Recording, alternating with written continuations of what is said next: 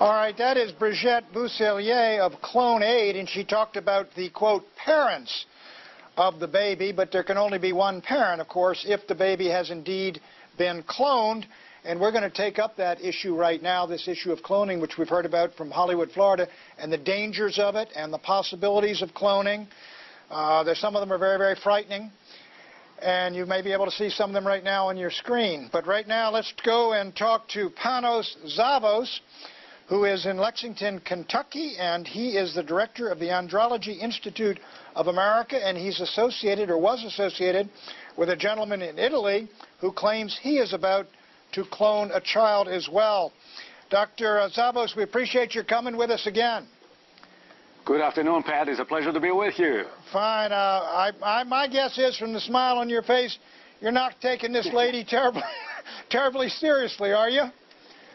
Well, I like to, but then, of course, she's not giving me too much of an excuse to do so.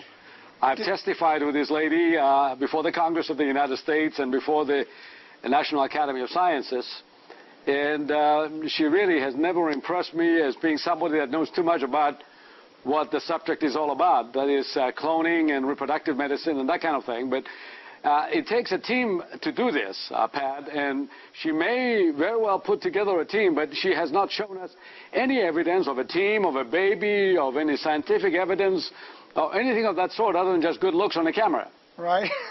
Well, let me ask you, she said, you know, we ought to really respect the parents. She used a plural a couple of times. There's only one parent if this baby's been cloned, isn't that right?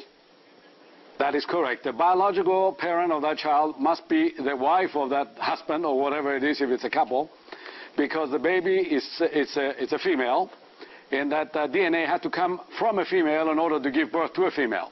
Exactly, yes. Only a female. Now, let me ask you, your former colleague is Severino Antinori in Italy, is he not? And he is the individual, yeah, I believe. It's a former colleague. Former colleague, yes, and he claims that he is going to have a cloned baby in January. Do you think this was something of a stunt to get out ahead, to say we were first in this great scientific breakthrough, to get the media attention and all the rest of it? Well, Pat, if you notice, last year when the ACT, that's the Advanced Cell Technology people, announced the first clone embryos, and that was confirmed, of course, Bousselier announced that she had embryos that were better than ACTs. And when Bousselier has this kind of a problem that when somebody announces something in the cloning world, she gets back and she says, I've got it first. And so I don't really, you know, I'm trying to study the behavior of those folks and see whether they're really for real or they're just playing games with the media, and I'm believing the second rather than the first. Well, they come from a group, I think the Raelians. They have something of a sect which claims that extraterrestrials came to Earth and originally created the human race, which is probably an unproven theory thus far. What do you think the upshot of all this is going to be? Is it going to make the whole scientific enterprise of cloning, which has potential dangers, as the President said, make it look a little ridiculous?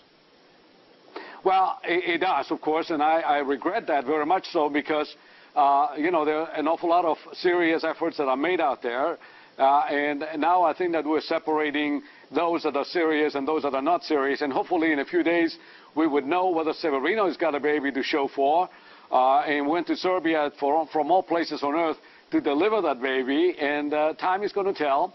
But Bousselier this morning, she sounded awful lonesome on television. She didn't have anything to show. And she's, again, trying to tell the world that the proof is coming. Now, those people had 9 months to prepare for this, Pat. Right. From the day of conceiving those embryos, they could prove that those embryos are indeed clone embryos.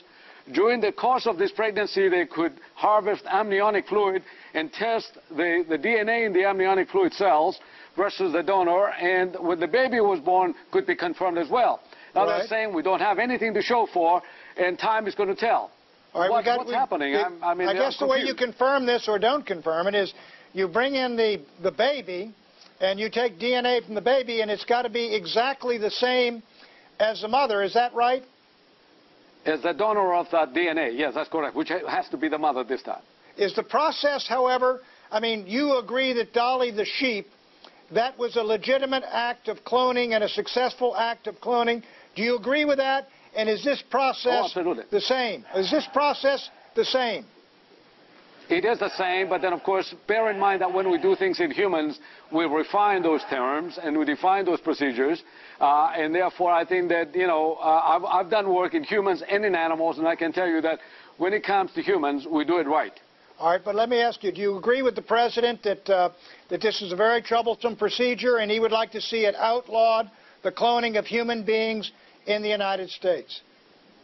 No, I agree with the President up to a point that it is a very serious procedure that needs to be looked upon and be put upon on the table to be examined more carefully.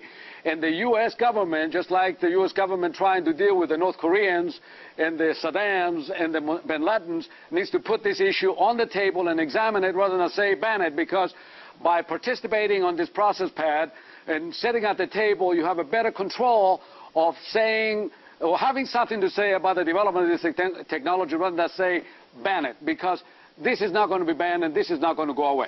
You think it's going to be done privately. Now, let me ask you again, do you think your colleague, and his name is Severino Antinori, who claims to have cloned, I believe, a baby, and the baby is... It's a boy this time. It's a boy, and it's not born yet. It's to be born in January, is it not? Or do you know when it's to be born? Claiming.